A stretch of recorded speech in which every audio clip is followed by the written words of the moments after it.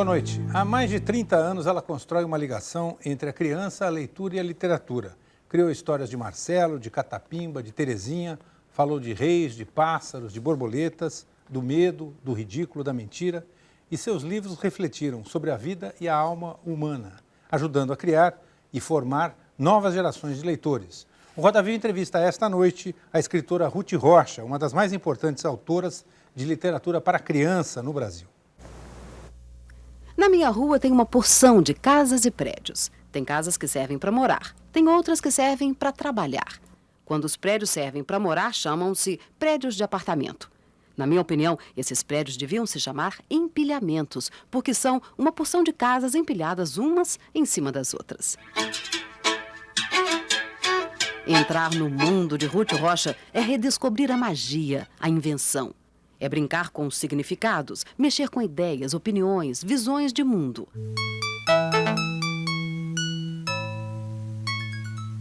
No universo online, na internet, o site de Ruth mostra que a história dela também é cheia de histórias. A começar pela história profissional. Paulista, socióloga e jornalista, ela trabalhou primeiro com orientação educacional. Depois foi para a editora Abril como orientadora pedagógica de revistas, passando por redatora, editora e diretora na área de livros, coleções e fascículos da Abril. A carreira de escritora veio aos 45 anos de idade e resultou quase 3 décadas depois em uma produção de peso, 130 livros. Um deles tornou-se um marco na história editorial infantil no Brasil, com mais de 1 milhão de exemplares. Marcelo Marmelo Martelo. A história do menino que preocupava os pais por ser muito perguntador e por querer reinventar os nomes das coisas. Por que me chamo Marcelo e não Marmelo? Por que o leite não pode se chamar suco de vaca? Um personagem que ficou na memória de infância de milhões de leitores, em quem Marcelo Marmelo provocou a curiosidade e a invenção. Na esteira da obra publicada, uma coleção de prêmios importantes, entre eles 2 jabutis. O mais recente em maio de 2002, ganho por Ruth Rocha e Ana Flora com Escrever e Criar, uma nova proposta. Livro do ano na categoria não ficção. Intuitiva, contexto curto e ilustrações caprichadas, Ruth Rocha toma o caminho divertido e prazeroso que a literatura pode dar ao aprendizado, à formação. Brincar de cruzadinha é brincar com palavras. Brincar de adivinhar é brincar de aprender. Dá para brincar até com os medos que todo mundo tem. Zombar da mentira, do ridículo, do autoritarismo e das ideias prontas. E abrir melhor os caminhos da vida e da infância legal.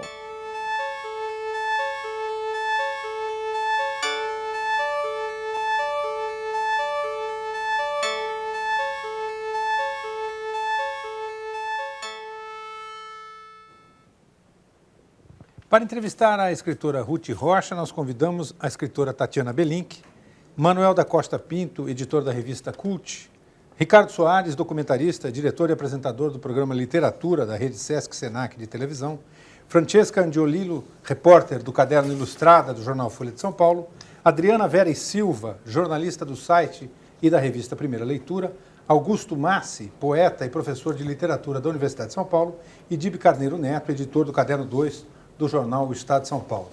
O Roda Viva é transmitido em rede nacional para todos os estados brasileiros e também para Brasília. E hoje, infelizmente, você não pode fazer a sua pergunta, porque o programa está sendo gravado.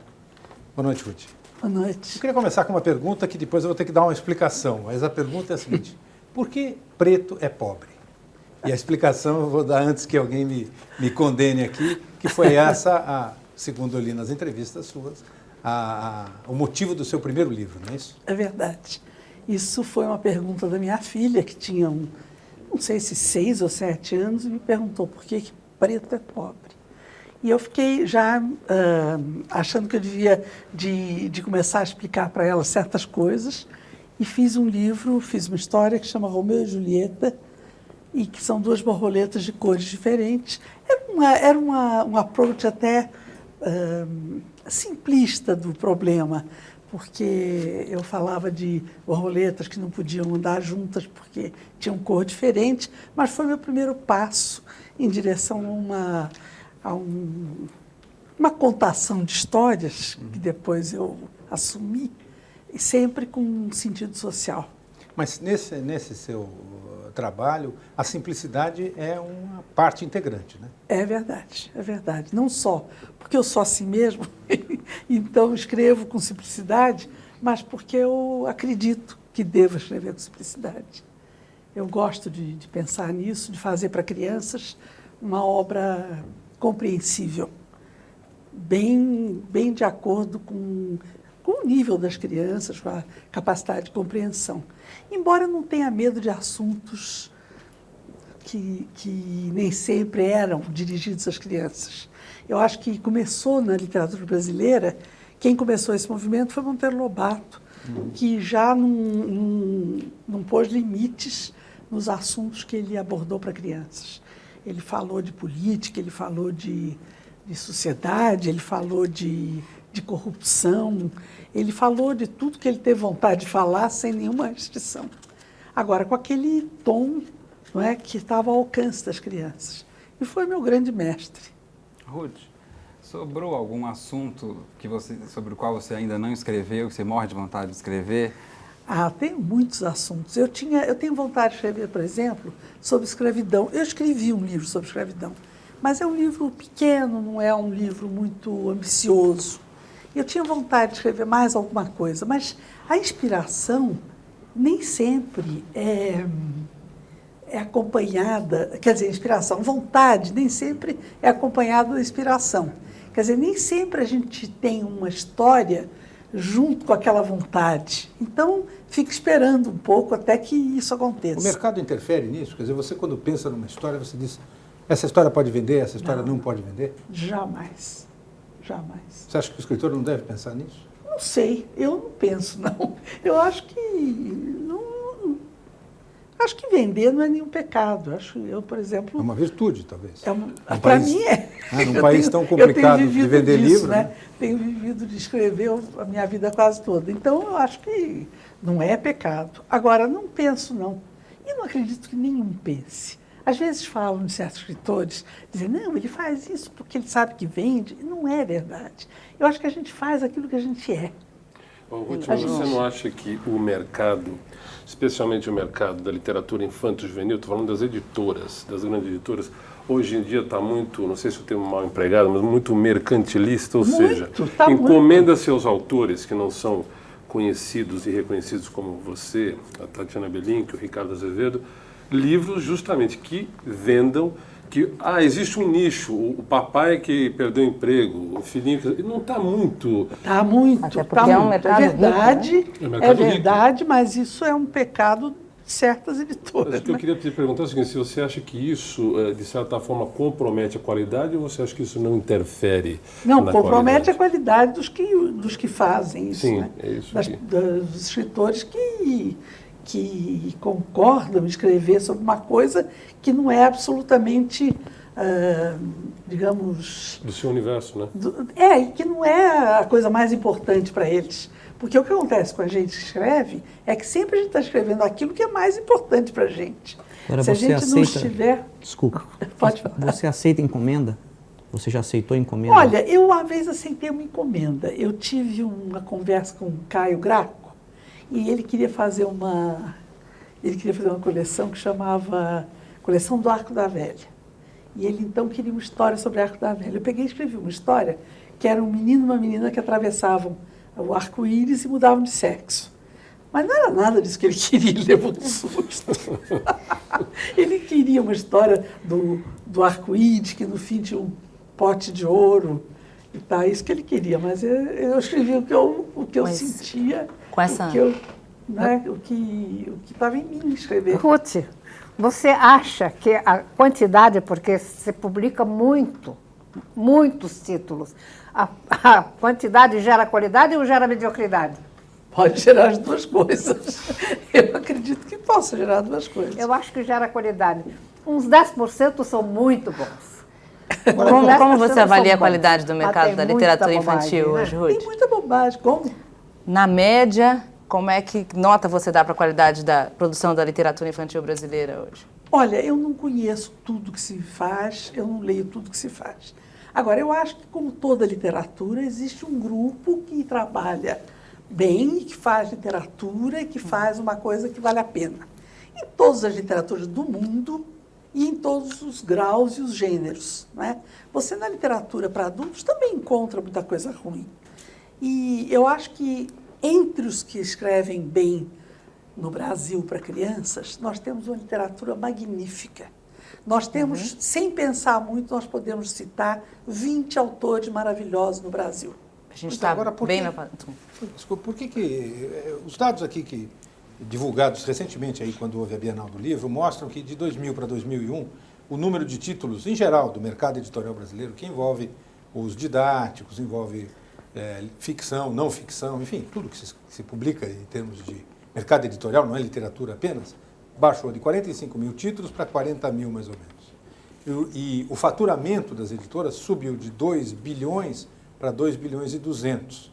E o número de exemplares vendidos diminuiu, quer dizer, as editoras ganharam mais vendendo menos, de 334 milhões para 299 milhões de livros. Então, fazer esse longo preâmbulo para perguntar o seguinte: se a gente tem se a gente fosse falar para o futebol, quer dizer, as escolinhas de futebol, literatura infantil, vamos dizer assim, né, que estão formando novos leitores, nós temos realmente pessoas de altíssima qualidade e uma literatura, como você disse, 20 grandes nomes, mas na literatura para adulto, a renovação é muito mais complicada. E publicar e vender um livro para adulto, dificílimo, né?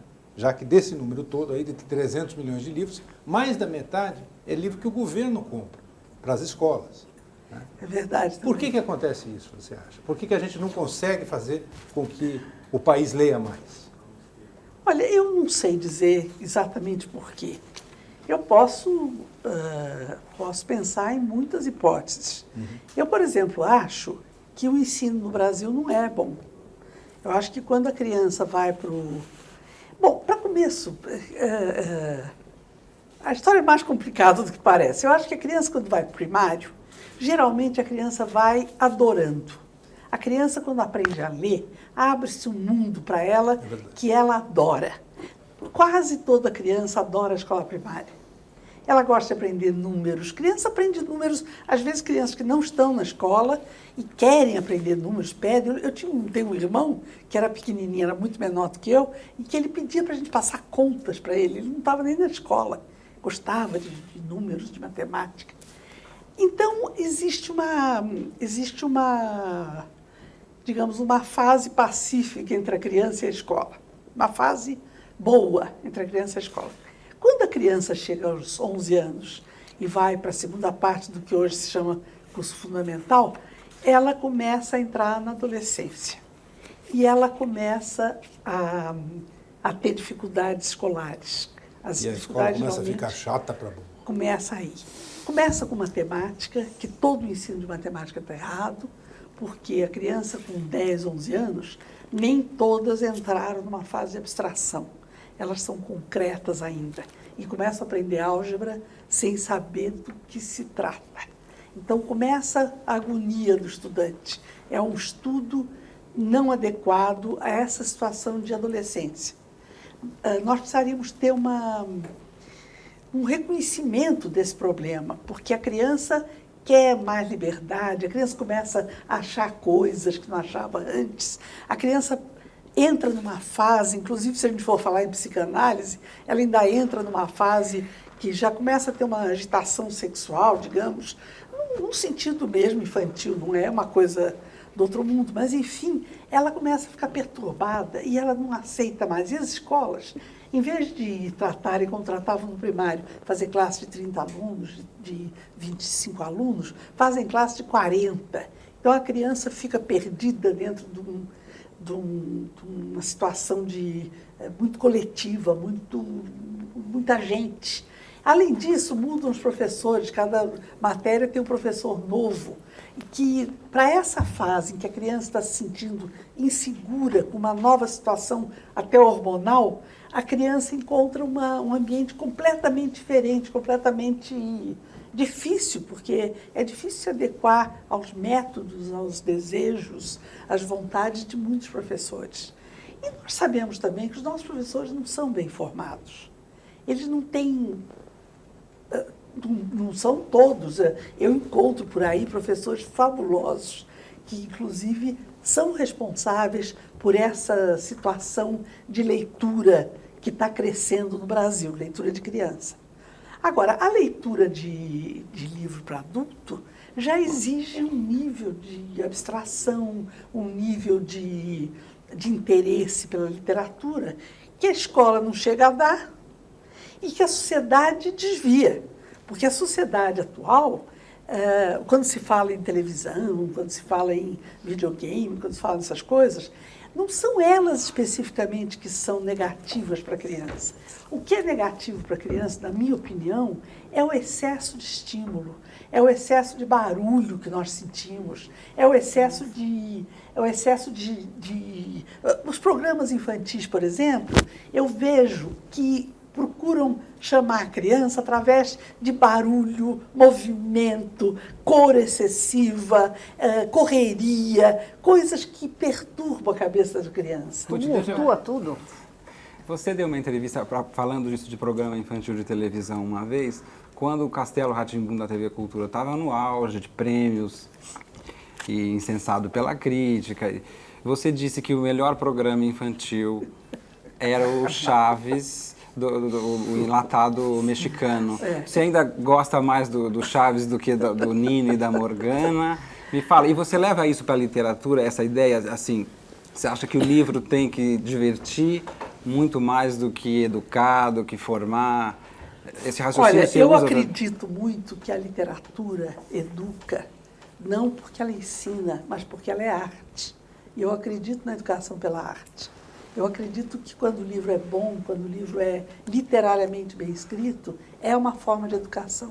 Agora, não acredito, nem acho que a pessoa que escreve deva se imbuir assim de um espírito pedagógico, porque aí fica tudo muito chato, né? Com esse boom de estímulos, né, de toda a sociedade, que atinge também as crianças e os adolescentes, a gente também vive um boom do mercado editorial. Então, existe um certo mito de que hoje criança lê menos do que as crianças de 30, 40, 50 anos atrás.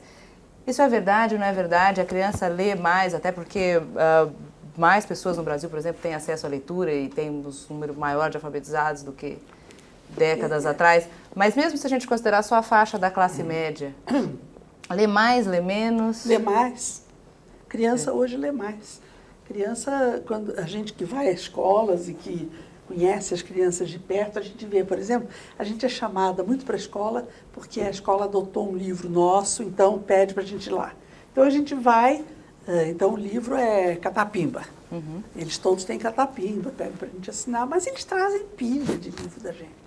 Eles trazem 12, eles trazem 15.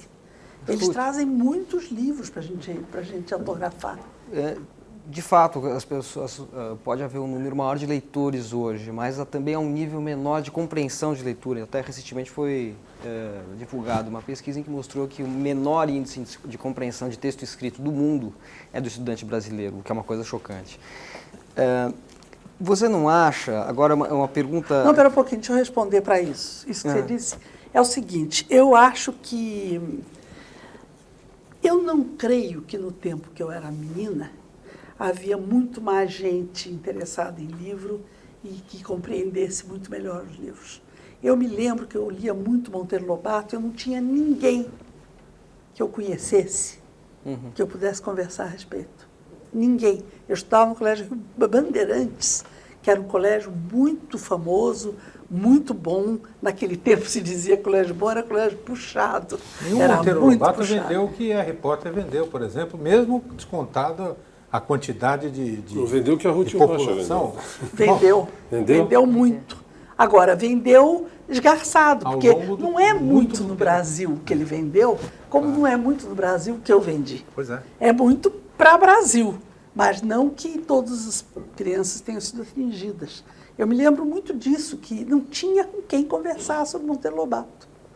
Mas, voltando à pergunta dele, é fato que as crianças têm dificuldade de compreender tanto a sua obra, e a gente pode até, eu queria fazer uma pergunta sobre Monteiro Lobato. As crianças apresentam uma enorme dificuldade de compreensão, uma enorme dificuldade de dar conta dos livros de Lobato, de um, quiçá, de todos, né? O problema que eu acho de Lobato é o seguinte, claro que o ensino era melhor, o ensino era melhor. Então, a gente lia Lobato, Reinações de Narizinho era livro para 7 anos. Mas hoje uma criança de 7 anos não lê Reinações de Narizinho. E por quê? Porque aprende menos, sabe menos ler. Mas será que não é por causa também dessa, de certa forma, os autores de literatura infantil tiveram que recorrer de tal maneira à linguagem visual que teve assim um movimento meio ambíguo de aproximação da criança ao livro, mas de distanciamento em relação à palavra escrita? Olha, eu não acho, não. Eu sinto as crianças quando eu vou a escolas e tal, porque não é sempre que eu tenho oportunidade de saber isso. Eu sinto que elas compreendem bem. Os professores fazem por onde também. Claro que a gente vai na escola que nos chama porque adotou o nosso livro, estudou o nosso livro e gostou do nosso livro. A gente não vai na escola que não lê o nosso livro. Esse a gente não fica nem conhecendo. Então, é difícil dizer isso. Eu sinto que o ensino baixou de nível. Eu sinto isso. Agora, eu me lembro também que as crianças não liam. E mais do que isso, que alguns anos, não sei, nem muito tempo atrás, a quantidade de crianças que estava fora da escola era absurda. Né? Era enorme. Quer dizer, nós estamos falando de universos tão diferentes. Uma coisa era você tinha uma pequena elite, que fosse em colégio público ou não, mas que chegava na escola. E hoje você tem uma escola universalizada. Isso eu acho que é inegável. Agora, só para botar mais lenha na fogueira, o que me estranha, me chama a atenção, e eu tenho filhos adolescentes, é que eles leem, não apenas já leram muito a Ruth Rocha, mas leem O Senhor dos Anéis, por exemplo, que é uma coisa extremamente complicada. Difícil. Leem esse Harry Potter também, que é um livro, o Harry não é um livro de Potter meia dúzia de palavras. O Harry Potter provou que as crianças têm capacidade de leitura. É bom Harry Porque Potter, leram Ruth? 4 livros maçudos desse tamanho. Olha, e não é do meu gosto, mas eu acho que é um livro que as crianças gostam, leem com alegria. Não é um livro literário. Na verdade, é um livro, assim, de aventura, né? Um livro não é muito do meu gosto. Agora, eu acho que prova que as crianças são capazes de dar conta daquela maçaroca toda. Leem 3, 4, 5 vezes um livro daquele. Eu tenho um neto de 7 anos que a minha filha lê para ele e ele lê e quer mais, estou no 3º livro já. Você identifica alguma coisa na estrutura dessas histórias do Harry Potter que faça com que elas sejam tão atraentes? Qual é o segredo? Qual é a bruxaria? Eu não sei dizer o segredo dos meus, eu não sei dizer o segredo dos meus. Ruth, deixa eu perguntar uma coisa para você, que aproveitar que estamos aqui. Agora, que está na moda magia, tá. É. E não é só para criança, né?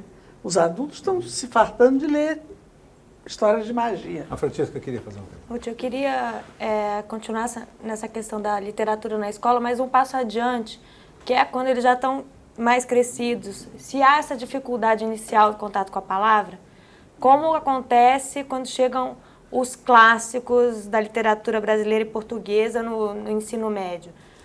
Entrevistando a Ana Maria Machado sobre o novo livro dela, ela disse que ela acha isso um problema, que os clássicos universais se prestariam melhor à adaptação à escola média, porque eles ganham atualizações com as novas traduções que a língua portuguesa, por já estar em português, obviamente não ganha. Então, ela notava aí uma dificuldade do aluno, uma resistência, porque aquela língua era distante dele. Você concorda com isso? Preciso pensar um pouco. Eu fiz algumas adaptações de clássicos, né, para jovens. E eu acho sim. A cultura universal cresceu de tal forma que as pessoas não vão ler tudo que existe para ler. Cada dia nós temos menos essa possibilidade. Quantas pessoas leem os clássicos, por exemplo? Os clássicos, digamos, clássicos mesmo, os clássicos gregos, os clássicos romanos. Quantas pessoas leem? Pouquíssimas pessoas leem, porque não dá nem tempo para ler. Quem é que lê? São pessoas interessadas em letras, né? Gente que estuda letras, gente que tem um interesse assim específico nisso, gosta de ler e ler. Então, essas adaptações facilitam. E talvez, realmente, ninguém vai mexer no Machado de Assis, né? Aliás, Machado de Assis não é para criança, né? Machado de Assis devia ser para a faculdade, porque os problemas, o que ele movimenta são coisas, são assuntos para adulto, não são assuntos para criança. Então, eu não creio. Mas outros clássicos portugueses, seria o quê? Seria os Lusíadas, talvez, que podia ser adaptado para criança. Ela não falava nem tanto das adaptações dos clássicos, mas e nem também somente dos clássicos estrito sensu, greco-latinos, né? Mas de clássicos mais modernos, ela fala de Júlio Verne ou qualquer outro autor considerado um clássico universal, Certo. a literatura mais assimilável. Mas quem seriam os clássicos em português? Ela defendia que não se desse isso na escola. Essa de Queiroz? Mas essa de Queiroz também não é assunto Também para não é criança. pra criança. Embora eu confesse que o primeiro livro de literatura séria que eu li foi Cidade à Serra. Eu sempre conto que foi meu encontro com a literatura, aí eu digo, não foi meu encontro, foi minha trombada. Porque eu, quando li essa de Queiroz, eu fiquei absolutamente entusiasmada e Com que idade você? adorei. 13 anos. 13. Eu tinha um professor que era o Aderaldo Castelo, ele é professor ainda na USP. Ele deu esse livro para a gente ler e eu confesso que eu não li, fiz o trabalho sem ler. Porque eu era uma aluna daquelas que os professores pensam que eu era ótima. Eu encontro o professor, mas você foi uma excelente aluna. Não fui. Eu era bem média, mas eu ouvia tudo que eles diziam e eu prestava atenção. Então, ele me explicou na classe o que era o livro e eu fiz o trabalho, tinha a nota mais alta da classe e não tinha lido. E morri de vergonha. Quando eu vi que a minha nota tinha sido alta, eu falei, gente, que papel, que horror. E saí para ler o livro. Aí li, e aí amei o livro. Eu li acho que esse você livro. virou escritora por culpa do Essa de Queiroz. Talvez. Falou, eu vou botar essa moça Vou aqui pra botar essa escrever. mulher no mau caminho. Ruth, você fez muito bem, falando em clássicos, essa transposição da Odisseia de Homero para as crianças. Mas você foi criticado, teve gente que torceu o nariz com esse argumento purista, reducionista, de achar que a criança tem que ir direto ao original. Eu acho que teve gente que falou alguma coisa, mas eu não cheguei a ouvir. Porque eu recebi o livro do Haroldo de Campos, me dando parabéns, e dizendo que eu tinha que fazer Ilíada agora, e que o livro estava maravilhoso, que a ilustração, que é do meu marido, aliás, estava linda, e quando você recebe uma coisa dessa, você não liga para mais ninguém. E a Ilíada você está fazendo? Eu pretendo fazer. Então, lá vem bomba por aí. Ruth, nós vamos fazer um rápido intervalo e o Roda Viva volta já já.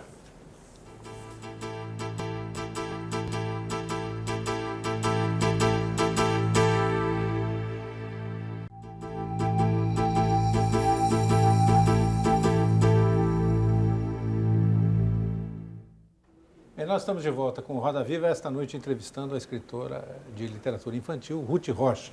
E a Tatiana tem uma perguntinha. O que você acha, Ruth, da sacada do Ziraldo, que todo mundo conhece, de que ler é mais importante do que estudar? Olha, eu acho que ele fala isso, é uma sacada mesmo, mas eu acho que evidentemente é. Porque a leitura é anterior ao estudo, a leitura é condição para o estudo. Exatamente. A leitura, e a boa leitura e a leitura clara é a possibilidade de estudar. Quem não lê bem não estuda, não consegue. E quem lê, aprende.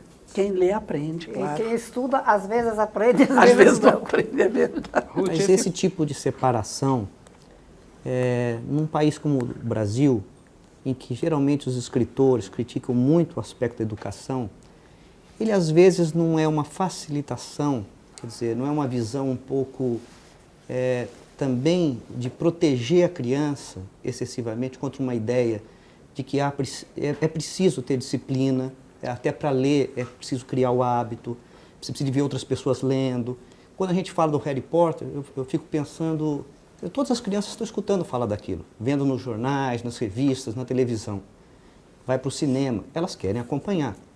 E eu sinto que, às vezes, no escritor brasileiro, no intelectual brasileiro, há uma dicotomia sempre, de fazer um discurso, às vezes, um pouco, de realmente facilitar essa ideia de que a diversão, de que a compreensão, Mas são excludentes essas coisas? O estudo não é uma diversão também? Quer dizer, gostar de ler não é gostar de estudar? Não é um passo já? Não, quer dizer, pois é. São coisas que Não. eu acho que são perigosas, eu acho. Não, se dizer. eu encaro essa frase do Ziraldo como isso mesmo, que ler é necessário para estudar.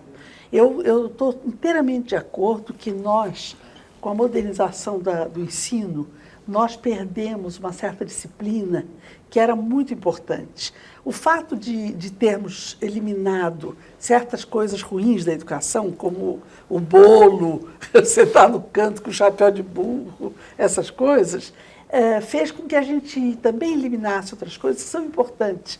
Eu sou muito crítica quanto a isso. Eu acho que a gente tem que ter uma certa disciplina na vida. Na vida. Porque eu vejo, por exemplo, uma pessoa hoje em dia, para ela ler um livro como Ana Karenina Tolstói, Os Sertões, do Euclides da Cunha, implica um tempo, que ela vai parar, ela não vai conversar, não vai falar no telefone, não vai ter celular, ela vai ter que estar concentrada. Agora, é a imensa satisfação, depois que você termina de ler um livro desse tipo, o nível de conhecimento, o mundo se amplia de tal modo, quer dizer, que você percebe que você saltou à frente dos outros. Certo. Quer dizer, que você compreende mais as coisas. Certo. E isso dá um sentimento, eu acho, não de competição, que a gente fala, ficou melhor, dá um sentimento de que o indivíduo se melhorou e dá uma certa alegria de olhar as coisas e o contato com o real, eu penso que o livro, vamos dizer, amplia isso para o adulto e para a criança. Então, falando dessa adaptação que a Francesca levantou dos clássicos, eu penso sim que acho que é um defeito dos escritores brasileiros de não pensar os clássicos para vários veículos, eu diria assim. Não há adaptação de clássicos brasileiros para a televisão. Quando eles são feitos, são muito bem sucedidos. As respostas são ótimas para as novelas, para as minisséries. São sempre bem recebidos.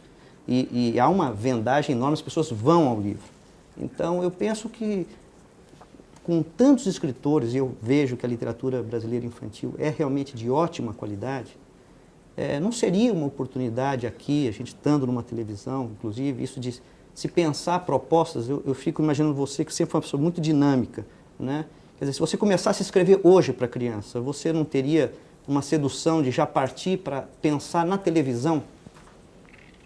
Sair também do suporte só do livro? Até o teatro ela reluta. Eu reluto. Você não teria essa vontade?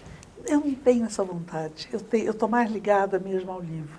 Eu sou muito ligada ao livro. Eu gosto de escrever. E escrever à mão? Gosto de livro, escrevo à mão e gosto de livro. Agora, a Tatiana tem uma experiência muito interessante de adaptação de clássicos para televisão.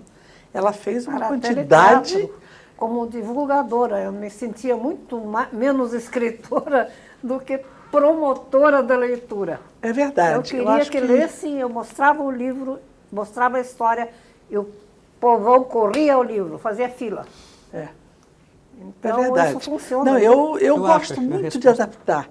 Eu fiz umas adaptações de óperas, que eu acho que foi uma coisa muito interessante, porque as crianças gostaram de ler. Porque nas óperas, eu primeiro relutei. Eu falei, mas isso me pediram para fazer a Carmen. Mas isso não é assunto de criança, isso é a Carmen. É um dramalhão, é uma coisa que tem morte, que tem tudo. Aí minha filha, que em muitas coisas é mais sabida do que eu, ela falou, mãe, a Carmen tem tudo para a criança gostar. Tem soldado, tem cigana, tem fogueira, tem acampamento, tem tudo para criança, tem contrabandista, tem tudo para a criança gostar. Ruth, tem toureiro, tem toureiro. Por que você reluta tanto com o teatro? Assim, Marcelo Martello foi um musical muito bem feito no teatro. Procurando o filme, teve uma montagem muito boa da Neide Veneziano. O que te incomoda? Me incomoda que nem todos são bem feitos. Me incomoda que, às vezes, a adaptação vai por um caminho que não tem nada a ver com a obra. Eu estou ciente, absolutamente ciente, de que o teatro é uma linguagem diferente e que tem que haver uma modificação. Não é possível o escritor ficar esperando que a obra dele esteja inteira na adaptação. Mas não é possível você aceitar certas adaptações que me mandam. Por exemplo, eu recebi a adaptação do Marcelo, não sei se todos conhecem o Marcelo. Marcelo é uma historinha muito singela de um menino que inventava palavras, do menino de hoje, que inventava palavras, tinha um cachorro. A história começa com uma bruxa que me mandaram. Então a bruxa vem e fala não sei o quê. Eu falei, mas que bruxa? Não tem nada a ver com bruxa, não tem nada a ver E com você isso. mesmo adaptar, você não pensa? Ah, eu não tenho vontade. Ruth, você falou em adequação do tema de Carmen, por exemplo, né, da obra do Mérimée, do Bizet, para criança. Quando você escreve, que dificuldade você encontra em filtrar certos temas? Quer dizer, existe uma autocensura? Porque é diferente escrever para um público infantil, para um público adulto, obviamente, né? Quer dizer, existe qual é o limite? Como é que você estabelece? Você já falou de política nos seus livros, já falou de temas de crítica social, mas quando entra, por exemplo, em questões como a da sexualidade, que hoje é uma questão do dia, porque existe uma morte, mas hoje em dia... Morte não é muito a sua praia. Né? Mas hoje em dia, por exemplo, com esse morre, problema da pedofilia, que está se transformando em algo de proporções e dimensões mundiais, o tratamento da sexualidade, até que ponto você acha que isso é legítimo? Quer dizer, existe uma autocensura do escritor ao escrever? E você acha que também deve existir daí até saindo um pouco da sua obra, mas deve existir uma censura dos pais em relação àquilo que os filhos vão ler? Os pais devem verificar aquilo que vai ser lido pelos filhos? Na verdade, os pais deveriam saber tudo o que se passa com as crianças, né? O pai devia estar a par do nível da criança, daquilo que ela compreende, aquilo que ela não compreende, aquilo que é adequado para aquela criança. Eu acho, por exemplo, que há crianças que têm medo de contos de fada.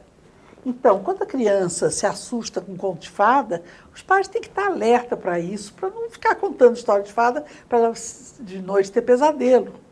Então, sexualidade é um assunto que os pais devem ter um trato de acordo com a criança, de acordo com as perguntas que a criança faz, de acordo com o que ela quer saber. Então, procura alguma coisa. Agora, eu não gosto muito de... Eu acho que quando você pega um fato como sexualidade, ou ecologia, ou... A tragédia de 11 de setembro. A tragédia de 11 de setembro. Não dá um livro para criança. Não dá um livro para criança. No entanto, você pode explicar para ela. Então, você pode fazer um livro sobre sexualidade com os fatos, como é que nasce criança, como é que é concebida. Existem excelentes livros, até de figuras, que mostram como é que é. E eu acho que deve levar para a criança de acordo com as necessidades da criança, com os desejos. Ruth, mas deixa eu só pegar uma carona no que você está dizendo.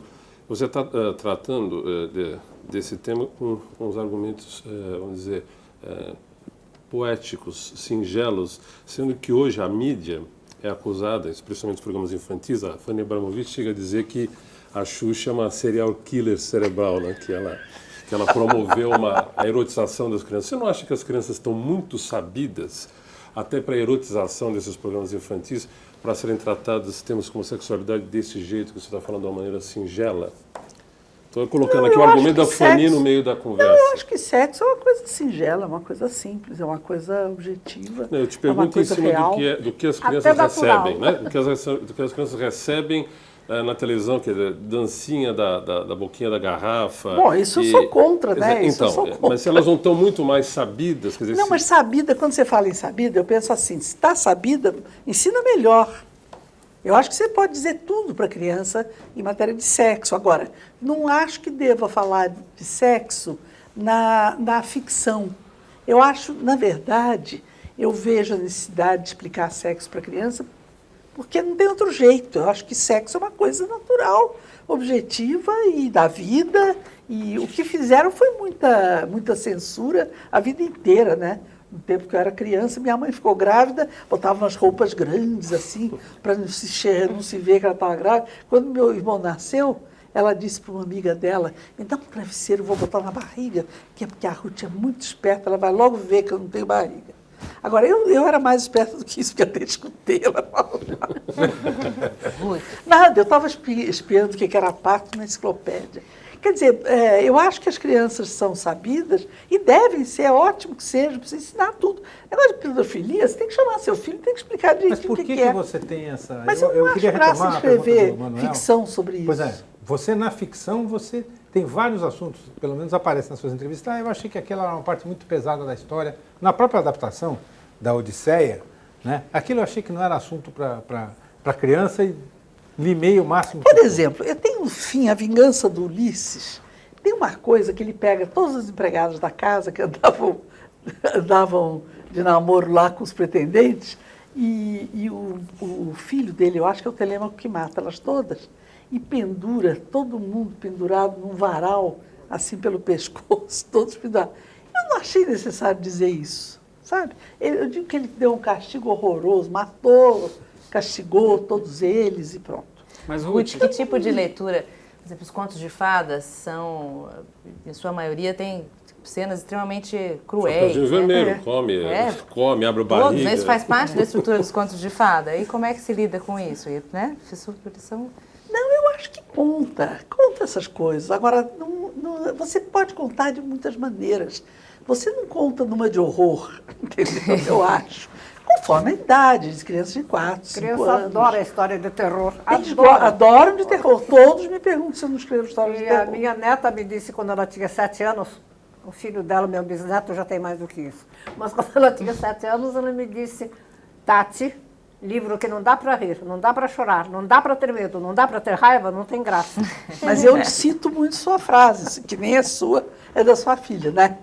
Então, eu cito muito essa frase. Eu acho que a história precisa de emoção. Agora, criança tem uma sensibilidade que a gente tem que proteger. Criança tem uma sensibilidade mais delicada. Exatamente. Criança não é um adulto. Criança, você tem que dizer as coisas e ficar olhando para ver o que ela está pensando. Ver se ela está entendendo, ver se ela está alcançando, ver se não está apavorando. Porque a criança tem uma sensibilidade especial. Isso não tem dúvida. Para sentir um pouco de medo é muito gostoso. Um pouco chorar de medo. é muito gostoso. Eu conto sempre uma história. É muito gostoso.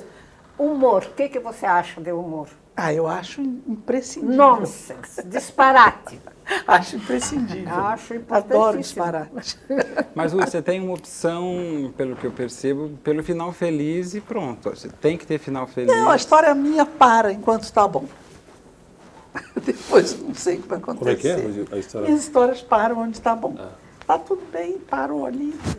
Pode Isso tem a ver com você, com as suas histórias de infância? Tem a ver comigo, que eu sou uma pessoa otimista, eu sou uma pessoa que foi muito feliz na infância, tive uma infância muito, muito boa, Contavam muito histórias especial. para você? Contavam histórias? Contava. Eu tinha um avô nordestino, contador de história, dançava, cantava, recitava.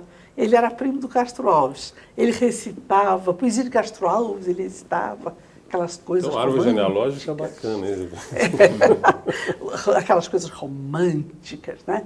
Ele cantava, ele dançava, ele era muito engraçado e ele amava contar história. Não só contava, como adorava. Então ele juntava a criançada toda, ele morou numa vila lá no Rio, que as crianças das casas todas saíam, ele botava depois que se aposentou, botava uma cadeira no meio da vila, as crianças sentavam todas no chão e ficavam contando história o dia inteiro. E ele contou muitas histórias para mim, contou todas, ele conhecia todas, porque ele conhecia histórias que ele tinha lido, sei lá, se a mãe contava, não sei com quem ele aprendeu aquilo tudo, porque ele sabia Grimm, sabia Andersen, sabia Perrault, sabia Mil e Uma Noite, sabia todas as histórias folclóricas. Vai ver que ele lia livros, quem sabe. Lia muito. Quer dizer, esse estímulo familiar é fundamental. Então. Fundamental. Você falou que cita uma frase da Tatiana ou da filha dela, e os escritores infantis que eu tive a oportunidade de entrevistar, eu cito uma frase sua, que você falou uma vez no programa, que é leitura, antes de mais nada, é estímulo, é exemplo, igual a educação é exemplo. Se dentro de casa se vê alguém, o pai e a mãe lendo, a criança vai ter... Essa arma entre elas é mais forte que qualquer educação. Você acredita piamente nisso? Eu acredito piamente que a criança, que o exemplo é uma mola muito forte para tudo.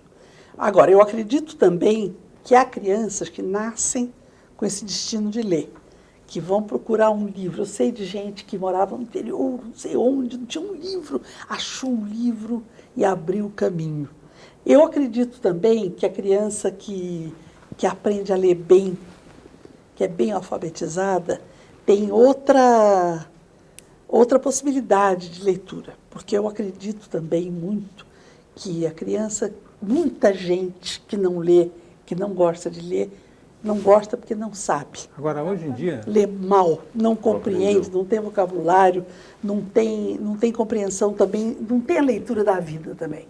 Não tem aquela coisa de compreender o que se passa. Eu tive na minha família, talvez não tive uma infância feliz, eu tive uma mesa de sala de jantar onde se conversava. Meus pais conversavam conosco, depois eu tive irmãos menores que eu, conversava-se, a gente batia papo, a gente conversava. Nós lemos uns livros que meu pai tinha lido quando era mocinho. Então, ele, quando descobriu aqueles livros, eram uns folhetins, que ele comprou um montão de folhetins, levou para casa e nós todos lemos. E a gente discutia aqueles folhetins. Era uma história da França, a história do tempo do reinado da Catarina de Médicis, do Henrique II, depois tinha o Carlos IX, depois tinha o Henrique IV, Paris vale bem uma missa, depois tinha uma coisa descabelada, ótima. Nós discutíamos, meu pai falava, vai buscar o Larousse, a gente ia buscar o Larousse para procurar. Isso aconteceu, foi mesmo, fulano de tal matou o rei, matou o rei. Nós discutíamos aquilo, havia uma conversa na minha casa. Esse tempo é um pouco diferente do tempo que as Muito crianças de hoje diferente, vivem. No entanto, as crianças, principalmente de classe média, têm hoje horas e horas por dia no computador, na internet. E elas estão lendo e escrevendo, por incrível que possa parecer para quem é mais ortodoxo, como eu, que olho às vezes aquelas coisas que os meninos escrevem e não consigo entender metade, porque as palavras são escritas com outra grafia, né? E porque o universo de informações que eles têm à disposição é gigantesco. Você tem, inclusive, uma página sua na internet, que é uma página de demonstração de amor ao livro, né? E uma espécie de apresentação disso. Você acredita que dessa geração, que não tem mais a conversa em casa, não tem mais o avô que conta a história em muitos casos, né? Não tem esse universo que você descreve, mas tem o computador, possa surgir alguma geração de leitores e escritores ativos? Eu acredito. Eu acho que o mundo muda e as pessoas mudam, os escritores mudam e os interesses mudam e acho que vai ser diferente de alguma forma. Agora, eu acho que preservar o livro, eu acho que ainda é possível. Eu acho que o livro ainda vai ser companhia para as crianças, para os adultos também. E vai demorar muito, não vai acabar livro coisa nenhuma. Eu acho que não vai acabar, embora eu saiba, e a gente sabe que pode mudar até o suporte. Pode. O suporte do livro pode mudar. Agora, o livro como entidade, quer dizer, um livro que conta um romance. Eu não sei, eu acho que eu não consigo imaginar um ser humano que não ache graça numa história. É uma história bem contada segundo a nova época, né? Vai ter alguma modificação, eu imagino. Mas eu acredito no livro ainda. Ruth, muda a época, muda naturalmente também o modo do autor se aproximar do leitor. Os temas vão mudar e a forma de abordar também. Na sua geração, eu tinha muito contato com contos de fada, com fundo moral fortíssimo, maniqueísmo, o aprendizado era uma associação de agruras, né? Os seus livros passam longe disso, né? Sempre eles induzem a um questionamento, né? Que tem por trás esses temas que você julga importante de abordar, visto pela ótica da criança, né? Já passou mais de 30 anos desde que você começou. Como que você se adaptou o seu modo de contar histórias à criança que está hoje aprendendo a ler, começando a ter contato com os livros? Olha, eu não acho que eu tenha adaptado, não. Eu acho que eu continuo escrevendo para a mesma criança. E os primeiros livros que eu escrevi continuam vendendo muito. Marcelo foi das primeiras histórias que eu escrevi e depois eu publiquei na revista Recreio, né? A revista Recreio era uma revista que vendia muitíssimo, vendia 1 milhão por mês de exemplares, era 250 mil por semana, e eu publiquei aquelas minhas histórias todas, quer dizer, em 1969, tá certo? 69 foi. Comecei em 69. Então, e hoje as crianças leem as mesmas histórias que eu publiquei em 69. Aliás, até então você não tinha escrito, né? Não. Foi encomenda, não foi? Foi encomenda, foi. Eu tinha Você uma... foi a diretora de redação da... A Sônia Robato. A Sônia Robato te Que encomendou... me encomendou histórias, eu disse para ela que não sabia escrever. Amando do Ela Essa de falou. Queiroz. Amando do Essa de Queiroz. Ela falou, o Essa de Queiroz foi lá e que ela disse, olha, baixou nela. E a convite da aquela- Sônia você começou, vamos dizer, Eu comecei a com um certo escrever. acaso, vamos dizer. É verdade, foi de encomenda mesmo. Escrevi 1, 2, 3, 4, 5, escrevi 50 contos. E ali você já achou a mão, é isso mesmo que eu quero fazer. Foi. A Recreio, então, é responsável pela escritora Ruth Rocha. Ah, completamente. Completamente. Recreio e Monteiro Lobato. E essa de Queiroz. E essa de Queiroz e... Ah, Tantos- bom, e Mar de Andrade, O avô Ruth, Manuel Bandeira e Tantos muita outros. gente. você disse acreditar que algumas crianças nascem com o destino de ler. Então, você acredita que leitura, a parte, o instrumental, o incentivo dos pais, da escola, a parte isso, ela é também vocação? Quer dizer, Eu acho que é. então Eu acho tem gente que, por mais evidentemente, o incentivado que instrumental, seja, não vai ler. Eu acho. Tem gente que não gosta de ler, não se interessa, não quer e não lê. Agora, acho que é uma minoria também, assim como esses que leem de qualquer maneira também são minoria. É esse que descobre o livro de qualquer maneira, mesmo que não tenha um estudo. Gente que não estudou, autodidata, né? E que descobre leitura e lê e gosta e tudo. Agora, tem uma grande massa de pessoas que pode ser influenciada pelo exemplo, que pode ser influenciada por um bom ensino, por professores E bons. não mande ler, jamais. Não precisa mandar. Não né? mande com o dedo em revista. Ah, sim. Eu gosto de citar Daniel Penac, você conhece? Conheço. Então, ele começa o livro dizendo o verbo ler não comporta imperativo, É. como dois outros, amar e sonhar. Não se manda ler, não se manda amar e não se manda sonhar. Isso É é diferente. verdade. Isso É verdade. outra coisa. Não, mas aí, eu também acho isso tudo, embarco bem nisso. Mas eu acho o seguinte, nós temos... O educador, que eu não me considero... Eu sou uma educadora, eu Claro que trabalhei... você é, mas anos somos todos, com queiramos educação. ou não. Mas eu não me considero com essa responsabilidade. Eu não me considero com a responsabilidade de fazer ler. Eu considero Deixar professores com essa responsabilidade de fazer ler. Deixar, dar chance, expõe a criança ao livro. Isso sim. Mas Expõe isso o eu livro à falo, né? criança, Mas mas não é o meu mande. trabalho. Meu trabalho é escrever. Agora, eu acredito que também criança precisa ter livros. Agora, como é que funciona no teu trabalho a parceria com a ilustração?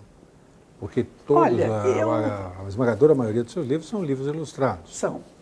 Eu na verdade, eu conheço o ilustrador, eu gosto do trabalho dele e eu entrego... ele Alguns faz- você gosta mais, né? É evidente.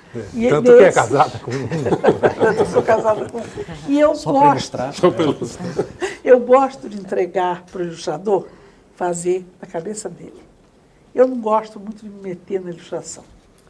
Eu escolho... Mas quando você escreve, você pensa na ilustração? Não. Você pensa na imagem? Não. Eu não sou muito visual. Eu, por exemplo, quando fecho os olhos para dormir, eu não vejo nada. Eu não tenho essa coisa visual. Meu marido, por exemplo, diz, puxa, eu vejo até cor. Eu falo assim, agora eu vou ver o amarelo. Eu não tenho nada disso, eu não vejo nada. Eu só vejo quando sonho, mas não vejo assim. Então, eu não vejo, não. Eu não tenho tendência para o visual. Sim, mas quando você fala, você cria o Marcelo, ele não tem uma cara, Não. um jeito, né? Não. Reizinho É uma Mandão não abstração. tinha uma cara?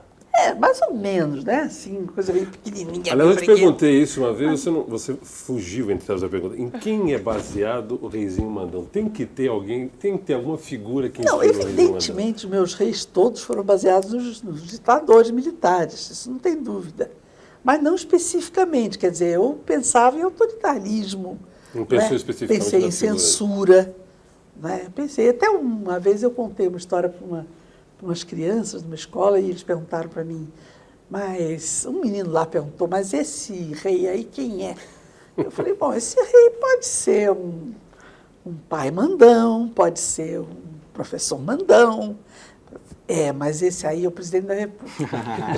Aí eu falei... Tá cheio de candidato o Reizinho Mandão. né? Esse é o presidente da República. Ele falou, e você não tem medo da polícia? E eu falei, tem, naquele tempo eu tinha muito. Porque a gente punha essas coisas e deixava rolar por aí para ver o que acontecia. Você já enfrentou algum tipo de censura dessa ordem com o livro infantil? Não, eu não. Mas teve autor de literatura infantil que foi detido. O João Carlos Marinho escreveu uns livros, O Gênio do Crime e O Caneco de Prata, ele foi detido. A professora que levou o João Carlos Marinho na escola foi expulsa do serviço público e ele ficou detido um dia inteiro lá depondo na polícia. Agora, Ruth, Não sei onde. você utilizou mesmo o seu trabalho e a literatura infantil como um instrumento político? Isso era uma coisa absolutamente deliberada, não? Não, eu escrevia aquilo que eu sentia, aquilo que me chateava, aquilo que me revoltava, aquilo que me incomodava, e eu fazia as histórias por causa disso. Não como instrumento político, não era bem isso. Mas a política resulta disso, no fim. Resulta, eu sei que resulta, sabia que ia resultar. Tudo. Mas eu não fazia para isso, eu fazia porque me dava vontade de falar Mas como você diz, você é de educadora, nós autoritarismo. somos todos educadores. Quer queiramos ou não. É. Tudo que a gente faz, educa ou deseduca, forma, deforma, informa, conforma. É verdade. E assim por diante. Bem, Ruth, nós vamos fazer um rápido intervalo e o Roda Viva volta já já.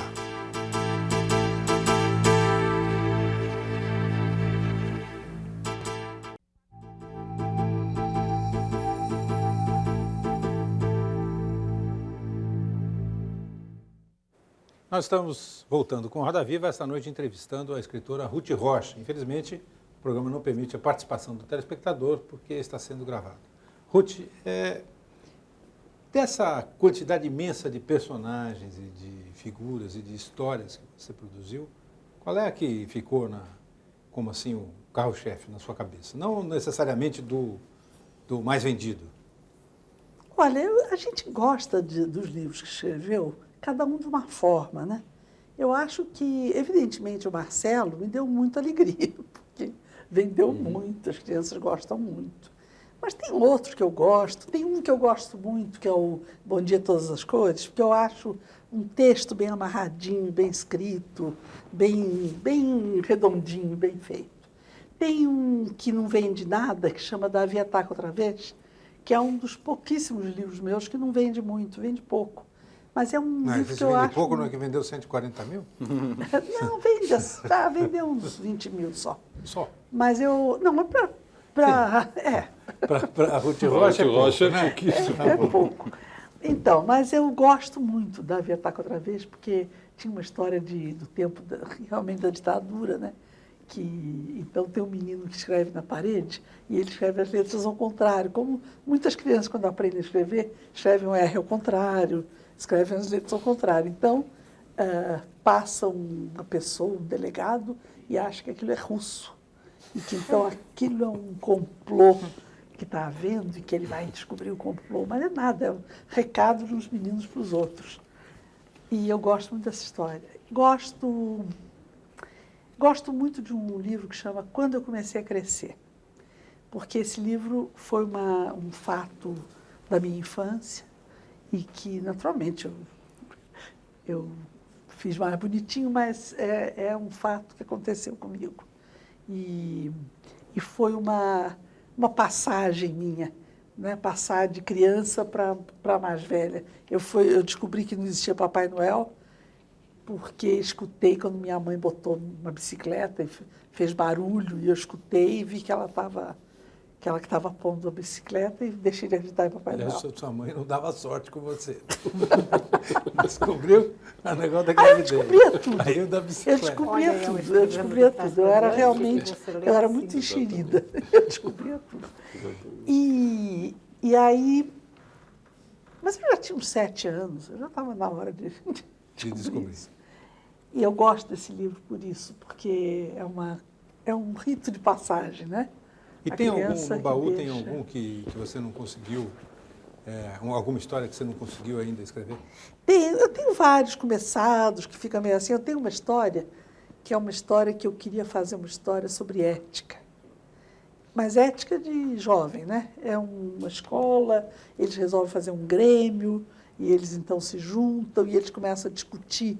Então tem aquelas discussões de estudantes, né? Que vai fazer trabalho de grupo, aí um larga tudo, os meninos largam tudo na mão de um só. Isso acontece todo dia, né?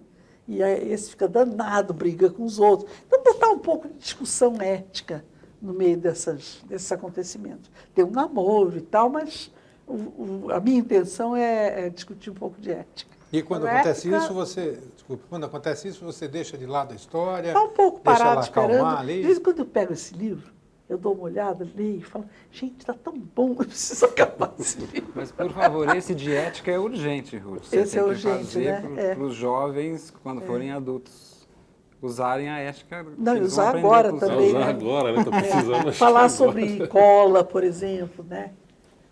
Sabe que tem um livro lindo do Ricardo Ramos para adolescentes, que ficou esquecido depois que ele morreu, ninguém mais falou desse livro, que chama Desculpe a Nossa Falha.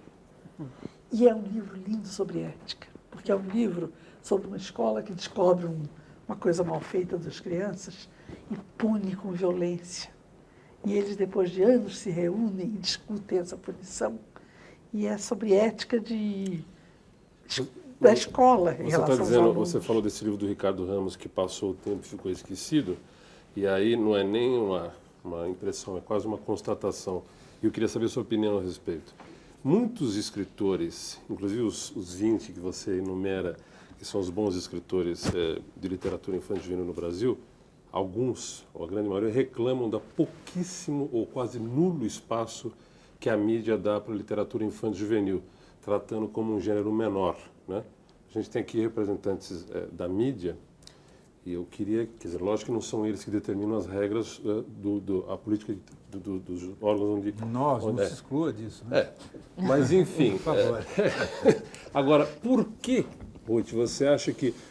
as pessoas sabem quem é Tatiana Belin, quem é Ruth Rocha, quem é Ricardo Azevedo, sabem quem são... Agora, existe uma grande quantidade de autores que são lançados todos os anos, nenhum órgão de imprensa, nenhuma publicação ligada à literatura dá espaço à literatura infantil juvenil. Trata como um gênero menor. É verdade. E os autores se ressentem disso, que não é o que acontece no exterior. Por que acontece isso no Brasil? Por que a mídia ignora, despreza, tem preconceito contra a literatura infantil juvenil? Porque tem preconceito, ignora e despreza a criança. Porque criança, nós não resolvemos nossos problemas de criança porque a sociedade não quer, não procura, não encontra jeito de resolver. Eu acho que tudo que é feito para criança, agora descobriram como mercado. Então, tome Xuxa para vender coisas. Mas não porque tem um respeito para a criança. Você vê, todos os jornais, A Folha, por exemplo, tem uma revista da Folha que tem até uma seção que é GLS, né? Que é uma seção destinada a gays e lésbicas e simpatizantes. Tem uma seção que chama macho e não tem uma seção chamada criança. Não tem, no próprio jornal, a Folha, não tem uma seção criança, onde fale de saúde, onde fale de educação, onde fale de tratamento que os pais devem dispensar aos filhos. Trata a criança como destinatário da mensagem, não como objeto de discussão, né? Pois é. Quer dizer, não há um caderno de criança que não seja para a criança. Para a criança. Tem a folhinha para a criança ler. Mas não tem um lugar onde os pais mas eu pudessem... digo no espaço, por exemplo, se um autor, como por exemplo, Josten Garner, que escreve lá, O Mundo de Sofia, qualquer autor internacional lança um livro, mesmo que de qualidade, não estou citando ele como de qualidade inferior, tem espaço na mídia. Tem. Agora, Os livros como o do brasileiros Ricardo têm Ramos, pouquíssimo. existem uns montes, bons livros infantis juvenis, e vendem muito, alguns. Vende, E não muita sai gente que uma vende de única montão. linha Não na sai. imprensa. Não sai. Qualquer poeta subconcreto que vende 3 livros, 3 livros recebe páginas de resenha, todos os cadernos de leitura. Autor que vende 100 exemplares, mas tem amigos na mídia, tem espaço. Agora, autor infantil juvenil não tem. Não tem. Quer dizer, você acha que porque também se publica muita coisa ruim, que tem esse preconceito? Não é por isso, não. Porque é um Não é por isso que descompasso... podia ter... Não, e olha, eu posso falar bem porque eu sou queridinha da mídia. Eu saio muito... Citando você, Tatiana, então, e mais 2 ou 3, não se fala. Mas então eu fico à vontade para falar, porque tem outros excelentes, como você diz. Eu nunca vi uma matéria sobre o Ricardo Azevedo. Não, raríssimo. Quer dizer, um autor respeitabilíssimo. Mas eu penso que isso, quer dizer, não há nenhum impedimento. Isso é uma coisa que normalmente é uma prática também, eu diria, brasileira. Nós computamos um pouco a entidades abstratas, eu sem querer puxar a sardinha aqui, assim, para o meu lado, mas eu tive uma experiência com a Tatiana Belink, quando eu trabalhava dirigindo a página de livros da Folha de São Paulo, e eu convidei ela escreveu várias coisas, a Fanny escreveu, e começaram, vamos dizer, o tempo que eu estava lá, o jornal gostou, os pais gostaram muito. Mas é uma experiência isolada, Augusto. Não, mas eu digo assim, eu penso que isso é uma falta que não vem de nenhuma determinação do jornal. Não,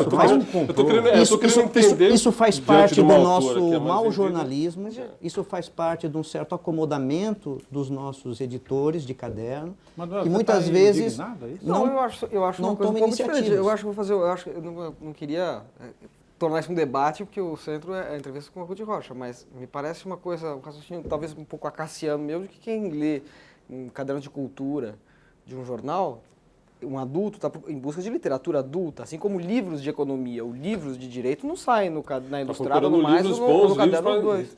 Não, mas não importa E o livro infanto-juvenil sai na folhinha. Sim, mas não é para a folhinha é para a criança ler, não é para os pais. Sim, mas o pai muitas vezes lê, quando ele está interessado, quando o pai está interessado na literatura que o filho lerá, ele pode procurar isso na folhinha. Não, mas nós não queremos nós achamos que isso nós queremos crítica. Nós queremos crítica. Eu acho que é um Porque aspecto pedagógico. O aspecto pedagógico, é um aspecto cultural, crítico, literário. Tem que ser discutido pelos adultos no livro infantil também. Quer dizer, eu acho que deveria ter resenha das crianças também. A criança deveria resenhar. Por isso que eu fiz o parênteses, não é em relação estímulo. à CUT ou à Folha, eu estou dizendo, é um comportamento do mercado jornalístico de não dar espaço. É uma constatação, Manuel, não é uma opinião. Você pode... Agora, eu não estou culpando A, B ou C. O problema eu é acho que é uma muitas falta vezes, de criatividade. Não há, o pai da criança não tem acesso à boa literatura infantil porque ninguém se dá o luxo de saber o que é bom e o que é ruim. Mas, aliás, não se dá o luxo de divulgar outras coisas, como problema de doença, de vacina, de educação, de escola. De vez em quando, uma revista, um jornal faz uma matéria sobre escolas, por exemplo. As escolas, como escolher a escola para o seu filho. Mas aquilo sai uma vez e acabou. Eu acho que devia ter uma coluna. Tem, por exemplo, para a culinária, né? Eu, aliás, adoro a coluna da Nina Horta. Cães e companhia. A Nina Horta eu não perco. Devia ter filhos e companhia. Devia ter filhos e companhia.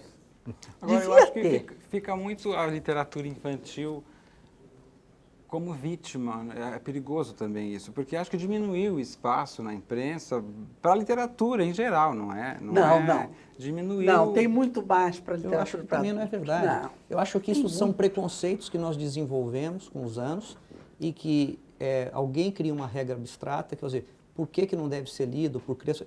O ideal é que fosse lido por criança, por adulto e que houvesse interação, que um pai pudesse ler num caderno de cultura um livro infantil e que alguma criança pudesse ler alguns livros adultos na folhinha. Antigamente quer dizer, você tivesse exatamente esse diálogo e não o que o mercado faz, que é estándar. Então, nós que temos uma preocupação cultural como escritores, como jornalistas, como professores, nós temos que arrebentar um pouco esse sistema. Havia o Edmir Perrotti escrevendo antigamente, havia a Fanny escrevendo, havia Ana a Tatiana escrevendo, Ana Flora escreveu. Esse espaço não tem mais. Sobre livro infantil, não tem 2 mais. colunas por semana.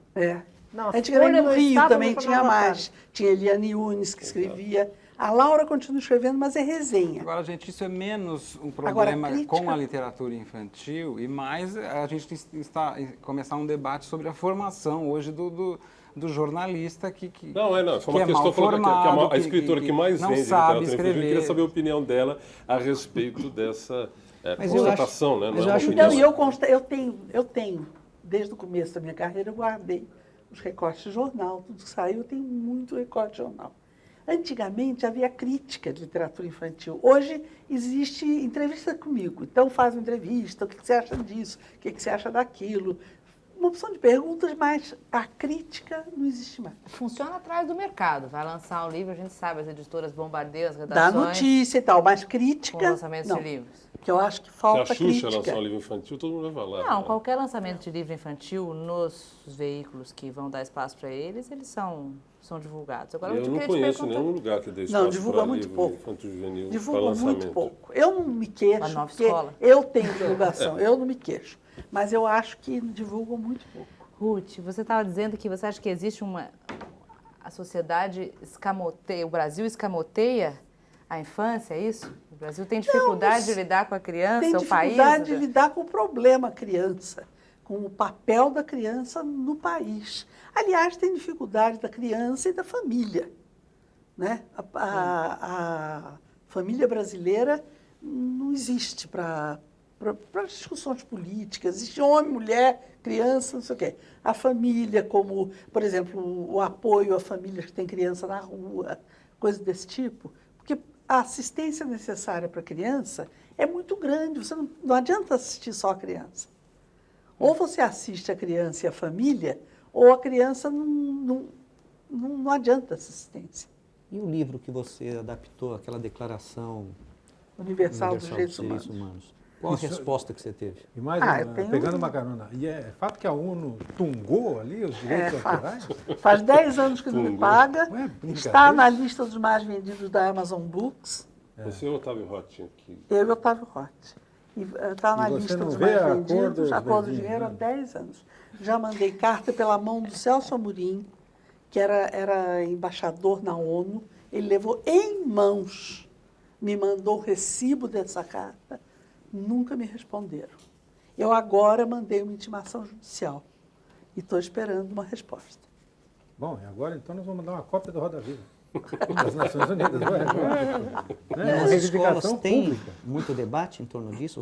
Esse, por exemplo, é um livro que você foi chamado? Muito. É dos mais discutidos nas escolas. O que você acha que falta, desculpe interromper, o que falta nas escolas em termos de matéria-prima para a garotada ler? O que você acha que mais se demanda? Além da boa literatura, que eu acho que sempre vai fazer falta, da boa poesia, etc. Eu digo, falta matéria para essa Não, garotada. tem muita coisa para ser lida. Claro que falta, a gente examinando, tem sempre uns assuntos que ninguém fala, que podia falar e tal.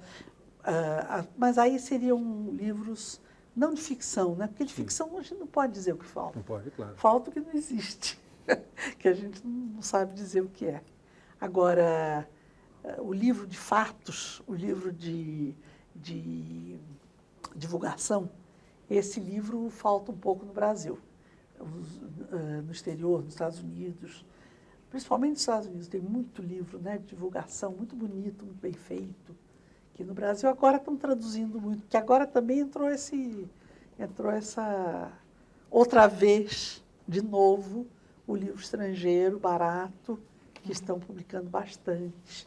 E vocês podem notar que os livros estrangeiros vêm em edições lindíssimas. E os nossos livros, não.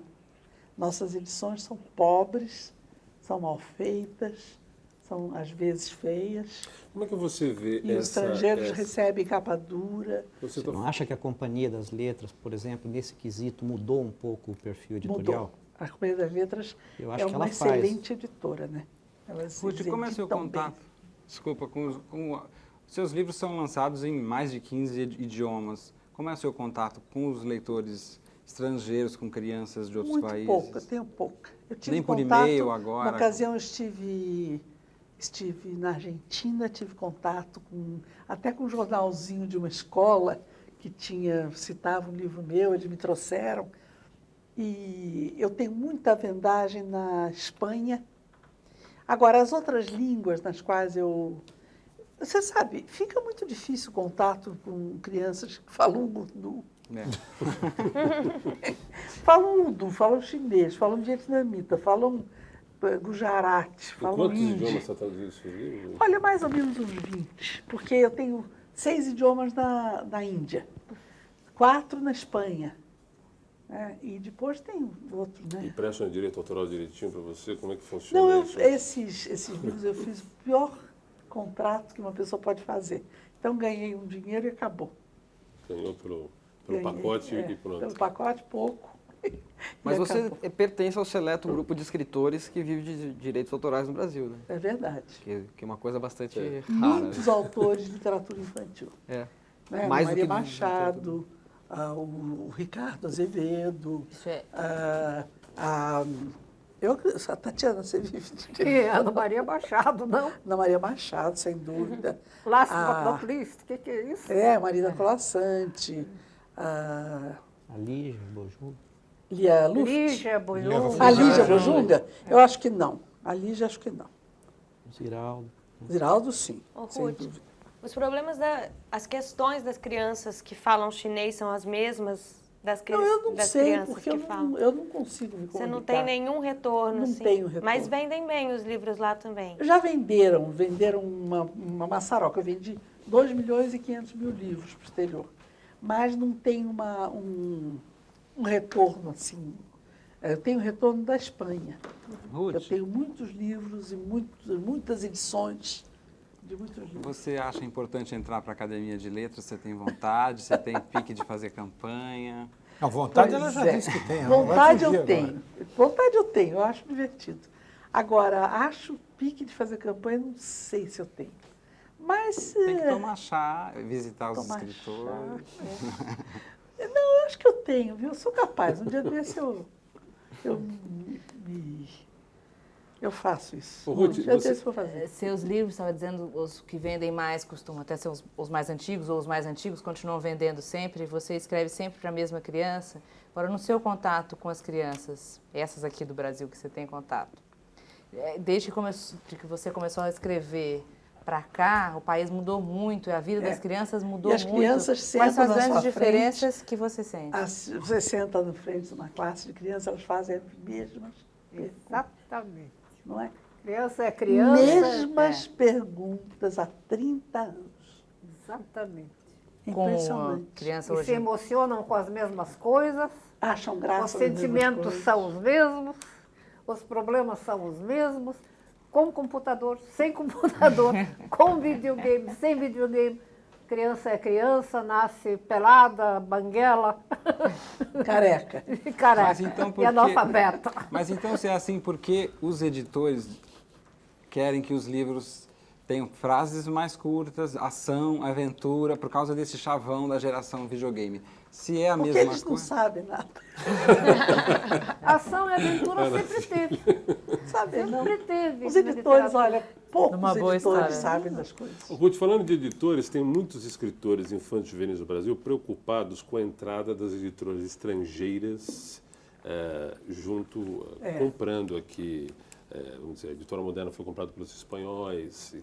Você vê isso com preocupação? Você vê isso com Alguma. naturalidade? Eu queria que você falasse um pouco Alguma, eu sobre não isso. sei o que vai acontecer, não tenho ideia. Você está apreensiva? Muito apreensiva não, mas eu fico pensando o que pode acontecer. Porque, por exemplo, a Editora Moderna comprou a Salamandra, né? E foi vendida a Editora Moderna e então saíram justamente o pessoal da Salamandra, que foram meus editores muito chegados, eu sou muito amiga deles, então era um pessoal que eu tinha maior confiança, que me fizeram coisas maravilhosas, me davam festas, me davam presentes. Te mimavam. Era uma maravilha, meus amigos, né? E agora não tem mais isso, porque agora eu nem conheço o diretor. Eu conheci, fui num coquetel deles, apresentaram e tal, mas eu não tenho intimidade nenhuma com eles. Ao mesmo tempo, foi vendida a Ática e a Scipione, foram vendidas também. Eu também nem conheço. Eu conheço os diretores que estão lá sentados, mas não conheço os donos. Então, alguma apreensão tenho, Mas mas a sua apreensão em relação ao que é um pragmatismo de mercado, ao que eles possam interferir que tipo de preocupação é essa? agora eu não tenho muita preocupação, porque meus livros vendem bem, sempre venderam bem. Então, eu não acredito Mas que você iam teve bater um uma prejuízo. experiência, ou tem ainda uma experiência de editora, né? Quer dizer, você tem Eu tive uma editora, como é que não se- tenho me mais, deu Quinteto. Quinteto. Eu vendi para a FTD, a É, FTD comprou. Você vendeu para a FTD. É, E como é que você foi como editora? Ou foram Olha, vocês? eu não sou muito editora, não. Acontece que nós tínhamos 5 amigos que nos associamos. Tinha a Fanny, tinha o João Noro, tinha o Walter Ono e tinha o Adalberto Conavaca. Logo de cara, o Adalberto quis sair, não quis mais ficar. Já virou quarteto. Já virou quarteto. Logo depois, a Fanny quis sair. Ficamos os 3. Aí, o João Noro resolveu mudar para a Espanha. E ficamos só eu e Ficar um dueto. eu e o Walter Ono. Dueto. Nós convidamos a Ana Maria Machado, que entrou, mas nós não tínhamos assim um administrador, porque o Walter Ono fazia administração mas com muito prejuízo para ele, era muito chato, ele não gostava, ele fazia, mas ele não estava contente da vida. Então, nenhum de nós tinha saúde para ficar sentado. Você revelou algum autor legal? Você deu tempo de revelar alguém interessante? Olha, eu botei autores que eu já conhecia do meu tempo de Abril, né? Eu chamei a Silvia Ortoff, que eu já tinha... as primeiras histórias dela foram publicadas por Recreio. Eu chamei o Valcir Carrasco, que é um excelente escritor para criança. Eu chamei o Flávio de Souza, que também é um excelente escritor para criança. Eu chamei o Mário Prata. Todos eles estavam mais ou menos no começo de livros infantis, não estavam ainda muito conhecidos. Bom, Ana Maria Machado, que está sempre comigo, Marina Colassante. Publiquei bastante gente. E hoje autores Ana Flora. Ana Flora, que é sua parceira, segundo Jabuti. Minha parceira. Ana Flora é uma figura Hoje você recebe maravilhosa. livros de autores novos para avaliar, para Olha, autores não mandam? recebo mais, Não? porque eu comecei a não receber. Eu não tenho tempo, eu não acho que seja trabalho de escritor julgar outro escritor. Eu acho que isso é trabalho de editor. Agora, você sabe que essa coisa de editor chegou num ponto que um autor novo liga para um editor para mandar um texto e ele pergunta: quantas páginas tem seu livro? Mas como assim? Não, quantas páginas? Aí o autor responde: 52. Ele fala: não, eu só avalio até 50 páginas, você tem que ligar para tal editor, porque mais de 50 páginas já é na faixa etária tal. A coisa ficou tão segmentada, Ruth. Você acha que isso na sua carreira nunca aconteceu assim? Não. Você não tinha mais liberdade no começo para escrever, pensando em escrever e só, não importa para que faixa até etária? hoje. E o mercado não te importuna hoje? Nada. Agora, Ruth, jamais. Nosso programa está chegando ao fim e eu queria colocar uma questão que me persegue, que não só em relação ao livro infantil, acho que talvez até a literatura infantil tem menos esse problema, que é a sensação de que o livro no Brasil sofre a síndrome do Tostines ao contrário. Né? Aquela Ele história. Não é fresquinho? Não, é porque a brincadeira... Ele não é lido porque ele é caro. Ele é caro. Ele é E ele é caro porque ele não é lido. pouco. Né? Ele Quer é dizer, pouco, ou seja, você tem é. tiragens de 3.000 exemplares, de 5.000 exemplares, quando o autor é bem sucedido, e por isso um livro custa caro, e como custa caro, vende pouco. Né? Agora, eu não acho que o livro venda pouco porque custa caro. Eu acho que quem gosta de ler, compra livro. Eu acho que as pessoas realmente não querem ler. Não ligam para ler, não aprenderam a ler direito. Não existe no Brasil um grupo tão grande que goste tanto de ler, que faça esse público amplo, né, que nós precisávamos. Eu não sei exatamente porquê, eu não sei dizer. Ficar otimista nessa hora balança, então. Eu sou otimista em termos. Em Até a termos, página mas tem o pé no chão. É isso. Não, eu, por exemplo, acho que não se escreve livro para criança que seja triste. Eu acho que você pode fazer um livro tristinho, mas que de repente dá uma esperança. A criança tem que ter esperança. Na hora que apareceu a esperança, acaba a história. Não, o problema é que se a criança não tem esperança, a criança não viceja. A criança precisa esperar da vida. Eu acho que é da nossa obrigação estimular a esperança da criança. Então, você acredita na moral da história? Né? Aquela coisinha que tinha antigamente. Antigamente tinha moral da história. E um livro de memórias, um livro para adulto. A Tatiana escreveu um livro muito bonito, Mas numa entrevista, contando a história dela e... numa entrevista Mas é para recente, adulto você e é ainda para falou criança de 8 fazer anos também. Eu tive um tempo namorando a ideia de fazer memórias, mas aconteceu uma coisa muito curiosa. A editora... Como é que ela chama? Não sei, uma editora aí, que a Vivina era editora, e eles fizeram uma série de biografias, e os biografados foram morrendo.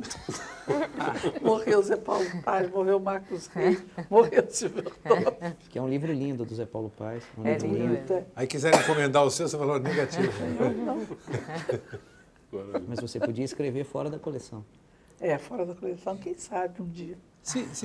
Para a gente encerrar o programa, se a obra da Ruth Rocha tivesse uma moral da história, qual seria?